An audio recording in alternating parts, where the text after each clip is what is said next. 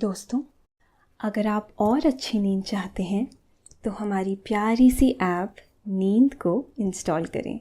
इस ऐप पर आपको एक्सक्लूसिव स्लीप स्टोरीज़ मिलेंगी और आप बिना यूट्यूब प्रीमियम के भी इन स्टोरीज़ को बैकग्राउंड में सुन सकेंगे।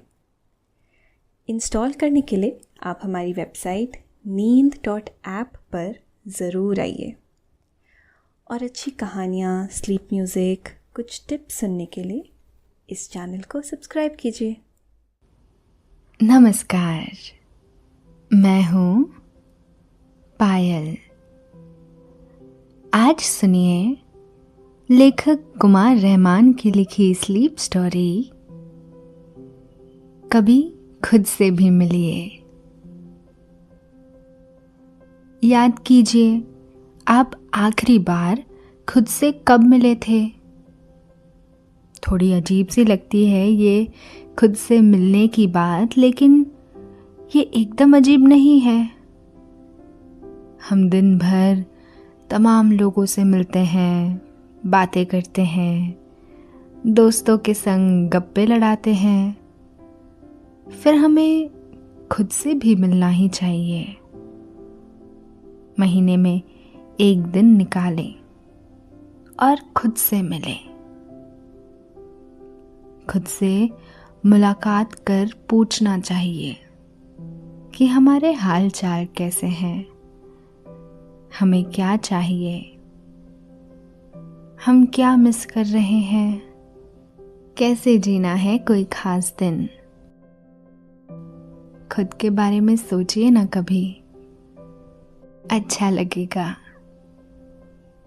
यह आपके जीवन को ऊर्जा से भर देगा। बहुत सारे पेंडिंग काम व्यवस्थित हो जाएंगे जब आप खुद को जानेंगे, अपनी ऊर्जा को पहचानेंगे। बरसों से भागने और रेस में बने रहने के चक्कर में आप खुद को भूल से गए हैं। आपके पास अपने बारे में सोचने का वक्त ही नहीं है।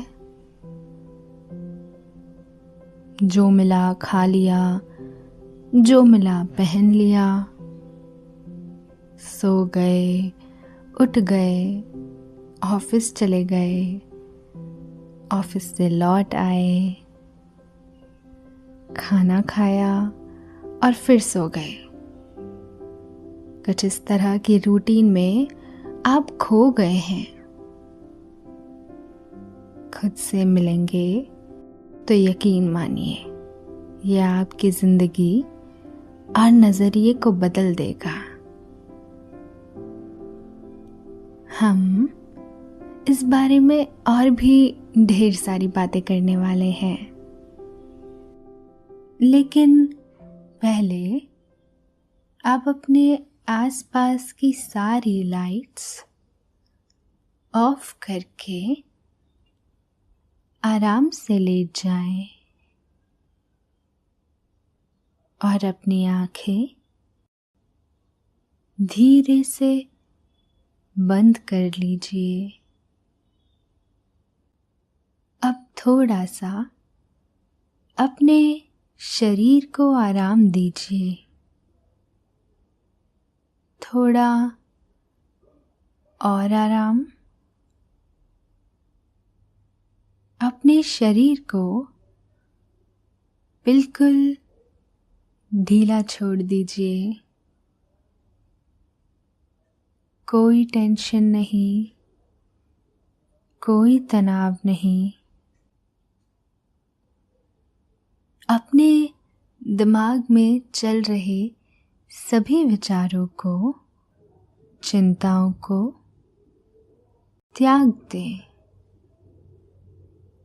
और एक शांति सी महसूस करें। सभी नेगेटिव और पॉजिटिव विचारों को धीरे धीरे निकाल दें। हाथों को सीधा करके अपनी कमर की साइड में रख लीजिए अब अपनी सांसों पर ध्यान लगाएं। इसे धीमे या तेज नहीं करना है, बस ध्यान देना है कि कैसे वो आपके नाक और गले में होते हुए आपके फेफड़ों में आ रही है और आपके फेफड़े फूल रहे हैं, और कैसे वो आपके फेफड़ों से वापस गले और नाक के माध्यम से वापस निकल रही है और आपके फेफड़े थोड़े सिकुड़ रहे हैं। मन शांत, एकदम शांत होता चला जा रहा है। आप अच्छा महसूस कर रहे हैं, खुद को काफी हल्का फील कर रहे हैं। सब तरफ शांति है, सुकून है, खामोशी है। एक बहुत बड़ा सा जंगल था। ये जंगल खूब हरा भरा था। हर तरफ हरियाली और खुशहाली थी। सभी चिड़ियों और जानवरों के लिए भरपूर भोजन था। सभी पक्षी अपने मन का भोजन करते और खुशी के गीत गाते। जंगल में दिन भर पंछियों के गाने और कलरव करने की आवाज़ें दूर से ही सुनाई दे जाती। जंगल के हरियाली और खुशहाली की वजह से ही इस जंगल का नाम सुंदरवन पड़ गया था। इस जंगल में एक श्यामा चिड़िया थी। उसकी आवाज़ बहुत मीठी थी। वह सुबह 5 बजे ही उठकर खुशी के गीत गाने लगती थी। उसकी छोटी सी चोंच से जो भी आवाज़ निकलती वो बहुत मीठी और सुरीली लगती। वो इस डाल से उस डाल पर फुदकती रहती और गाती रहती। दिन निकलने पर वो भोजन की तलाश में इधर उधर जाती और खाना खाकर फिर गुनगुनाने में मस्त हो जाती। अंधेरा होने पर वो अपने बसेरे पर लौट आती और जल्द ही सो जाती, क्योंकि सुबह जल्दी भी तो उठना होता था। इसी जंगल में एक कौवा भी रहता था। उसका काला रंग बहुत चमकदार था। इसकी वजह से वो बहुत सुंदर दिखता था। दिन भर भागम भाग में व्यस्त रहता, यहाँ से वहाँ तक भागता फिरता, मुश्किल से ही पेट भर पाता। यूं जंगल में खाने की कोई कमी नहीं थी। लेकिन कौवा तय ही नहीं कर पाता कि उसे चाहिए क्या, क्या खाना है और क्या नहीं। कई बार वो जंगल के बाहर भी चक्कर काट के आता,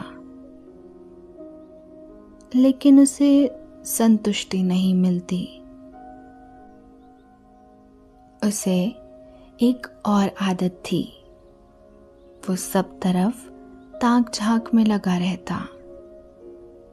कौन क्या कर रहा है, क्यों इतना खुश है, क्यों इतना संतुष्ट है, क्यों खुशी से गुनगुना रहा है।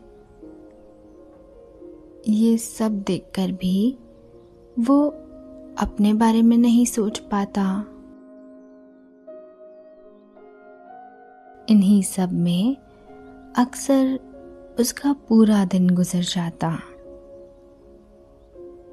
शाम होते होते वो थक कर चूर हो जाता।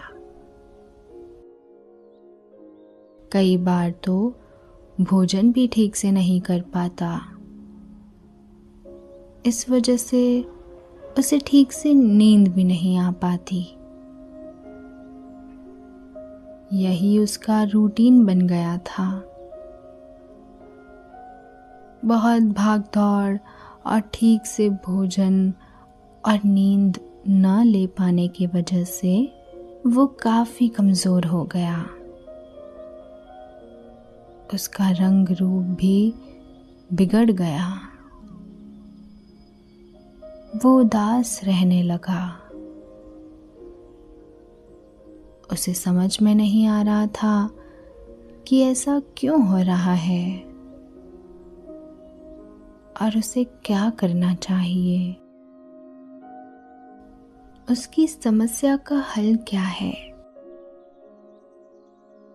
खूब मेहनत करने के बाद भी वो खुद से असंतुष्ट था, इसलिए उदास था।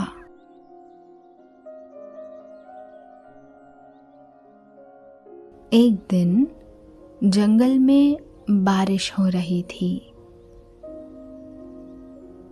सभी पंछी बहुत खुश थे। कुछ बारिश की बूंदों के साथ उठखेलियां कर रहे थे, कुछ बूंदों के बीच फुदक रहे थे, तो कुछ छोटे छोटे गड्ढों में भरे पानी से नहा रहे थे। कुल मिलाकर सभी पंछी बहुत खुश थे। श्यामा भी बूंदों के बीच खूब खेली कूदी और जब उसका मन भर गया तो वो घनेरे पेड़ के नीचे आकर बैठ गई। उसने देखा कि कौवा उदास बैठा हुआ था। कौवा बारिश की बूंदों को बहुत ध्यान से देखे जा रहा था और कुछ सोच रहा था। श्यामा उस कौवे को देर तक देखती रही। कौवा वैसा ही शांत बैठा हुआ था, बिना हिले डुले। ऐसा लग रहा था जैसे वो मूरत बन गया हो। उसकी आंखों में भी उदासी झलक रही थी। श्यामा से रहा नहीं गया। वो उड़कर कौवे के सामने वाली डाली पर जाकर बैठ गई। कौवा इतना उदास था कि उसने श्यामा के आने का भी नोटिस नहीं लिया। श्यामा ने उसे हेलो कहा तो वो चौंका। फिर कौवे ने भी धीमी आवाज में उसे विश किया। श्यामा ने उससे पूछा, आप इतना उदास क्यों हैं? कौवे ने जवाब दिया, इतनी बारिश हो रही है, अब मुझे खाना कहाँ से मिलेगा? ये सोच सोच कर मैं परेशान हूँ। श्यामा ने उससे कहा, जहाँ से सभी को भोजन मिलेगा वहीं से तुम्हें भी मिलेगा। कौवे ने कहा, मैं तुम्हारी बात समझा नहीं। श्यामा ने जवाब दिया, इस जंगल में हजारों तरह के पंछी रहते हैं। जिसने ये दुनिया बनाई है वो सभी के खाने का भी इंतजाम करता है। कभी कोई चिड़िया भूखी नहीं रही, फिर तुम भी भूखे नहीं रहोगे। जब बारिश रुकेगी हम सब भोजन की तलाश में निकलेंगे, तुम भी साथ चलना। उसकी बात सुनकर कौवे की उदासी थोड़ी कम हुई।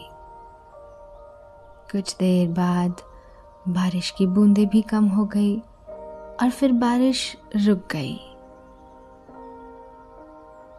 श्यामा ने कौवे को साथ लिया और उड़ चली।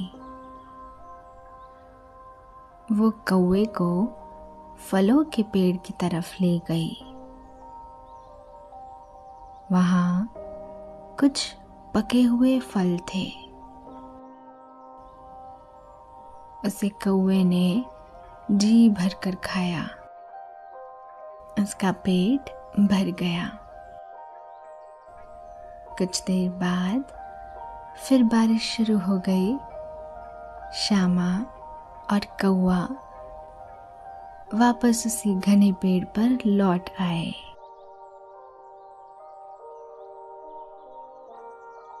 श्यामा ने कौवे से कहा, दादा, चिंता से कुछ नहीं होता, करने से ही हल निकलता है।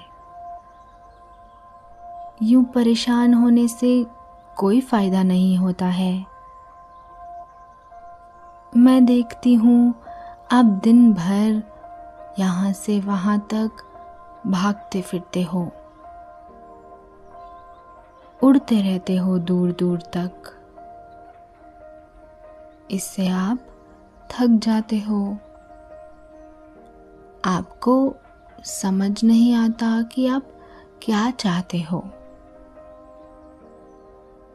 इसलिए एक दिन निकालकर खुद से मुलाकात कीजिए, अपने बारे में सोचिए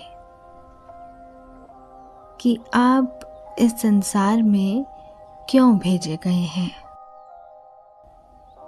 आपको क्या चाहिए, किस बात में आपकी संतुष्टि है। और हाँ, खुश रहना शुरू कीजिए जो है उसी में।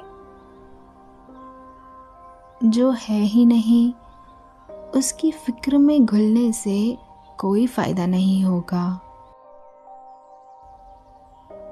कौवे को उस छोटी सी चिड़िया की बातें कुछ कुछ समझ में आने लगी थी। कुछ देर बाद श्यामा उड़कर अपने बसेरे पर चली गई। कौवा अकेला रह गया। उसने श्यामा के कहे अनुसार खुद के बारे में सोचना शुरू किया। उसे लगने लगा वो बेवजह भागम भाग में लगा रहता है। उसे क्या चाहिए ये तो उसने कभी सोचा ही नहीं। ये सब सोचकर उसे बहुत आत्मसंतुष्टि मिली। कुछ देर बाद वो खुशी से काँव काँव करने लगा। बहुत दिनों बाद उसने खुद को इतना संतुष्ट पाया था।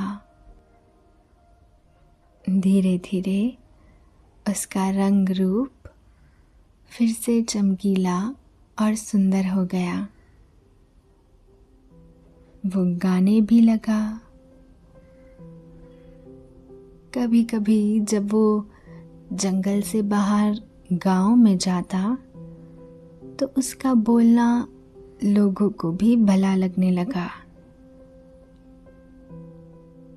जब वो किसी के घर की मुंडेर पर बैठकर बोलता तो उसके बोलने पर लोग खुश होकर कहते,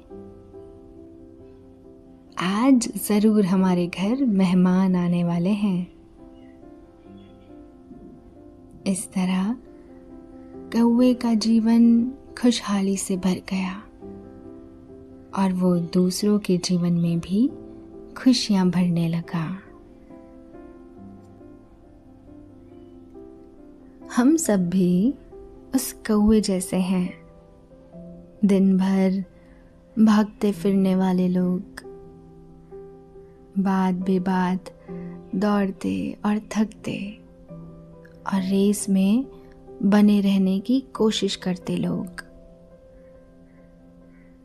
कई साल गुजर जाने के बाद पता चलता है कि जिस रेस में हम दौड़ रहे थे वो रेस ही गलत थी। हमें तो कुछ और ही चाहिए था। हमने तो ये जानने में ही कई साल गुजार दिए कि हमारी ये रेस ही गलत है। हम तो किसी और काम के लिए बने हैं। हमारी क्षमताएं तो किसी और काम के लिए है। खामखा भागते रहे इस रेस में साल दर साल। ये खुद अपने आप से पूछिए कि आपको क्या करना है, आपकी क्षमताएं क्या है। याद कीजिए, आप आखिरी बार खुद से कब मिले थे। जी हाँ, हम दिन भर लोगों से मिलते रहते हैं, खूब बातें करते हैं, गप्पे लड़ाते हैं, लेकिन खुद से कब मिले थे आखिर। अपने आप से आखिरी मुलाकात कब की थी। अगर अब तक नहीं की है तो वक्त निकालिए और खुद से पूछिए कि आप कैसे हैं, आपका हाल चाल कैसा है, लाइफ कैसी गुजर रही है,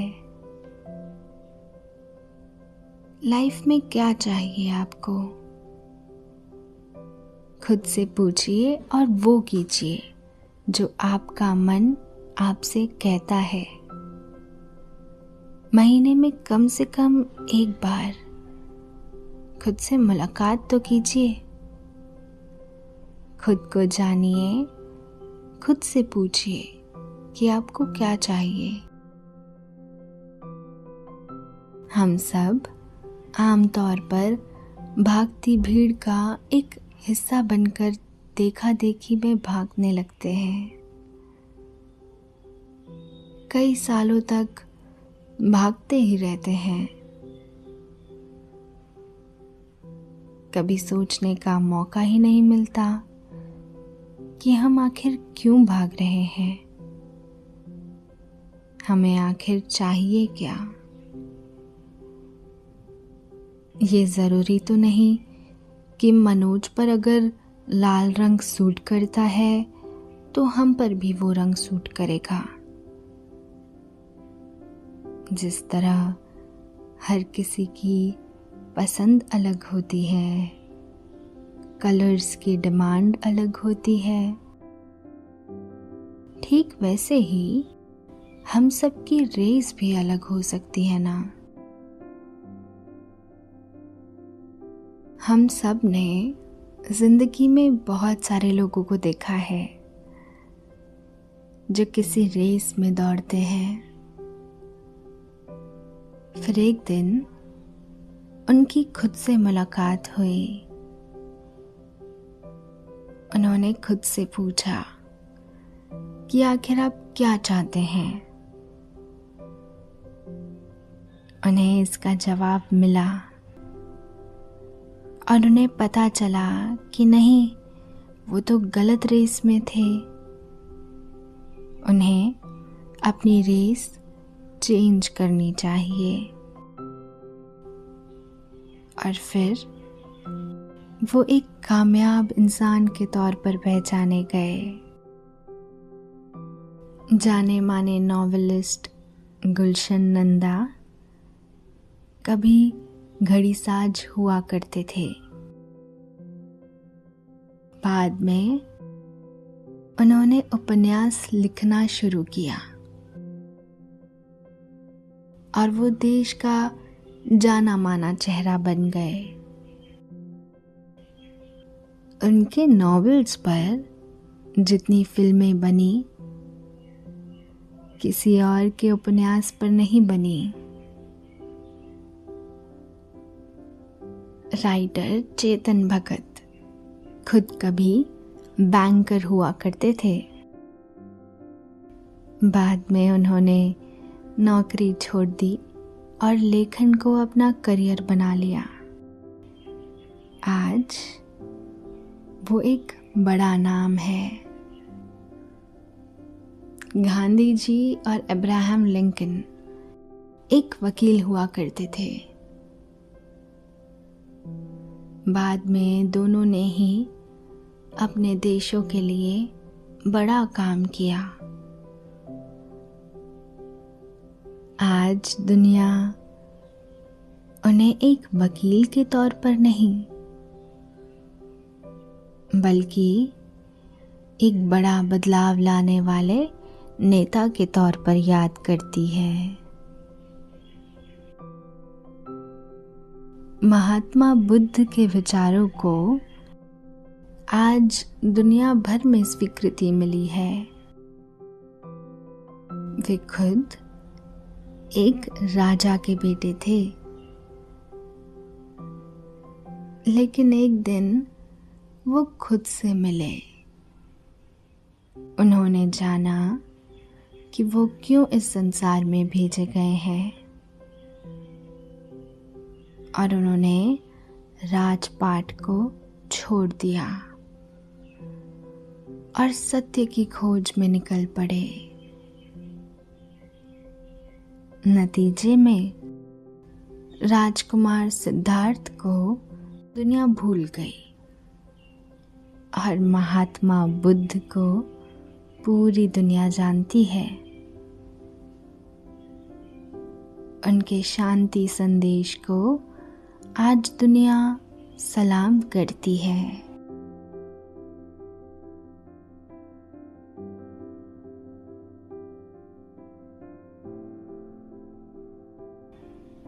ये ज़रूरी नहीं है कि हर कोई अपना करियर ही चेंज कर ले, लेकिन ये ज़रूरी है कि खुद को समझा जाए, ये जाना जाए कि हम जो काम कर रहे हैं उसे कैसे और ज़्यादा बेहतर किया जा सकता है। ये जाना जाए कि हमारा शरीर आराम मांग रहा है। हमें एक अच्छी सी नींद की ज़रूरत है ताकि हम नई ऊर्जा जमा कर सकें और फिर पूरी शिद्दत से अपने मिशन, अपने मुहिम में आगे बढ़ सकें। खुद से मिलकर ये जाना जाए कि हमारा मन कहाँ घूमना चाहता है। ये जाना जाए कि ऐसी कौन सी डिश है जो हम खाना चाहते हैं। यकीन मानिए, ये सब कुछ आपको अंदर तक संतुष्ट करेगा, और जब आप खुश होते हैं तो आप नई ऊर्जा पाते हैं और जीवन के प्रति आपका नज़रिया बदल जाता है। और ये नज़रिया जीवन के लिए बहुत महत्वपूर्ण है। यही हमें आगे ले जाता है प्रगति के पथ पर।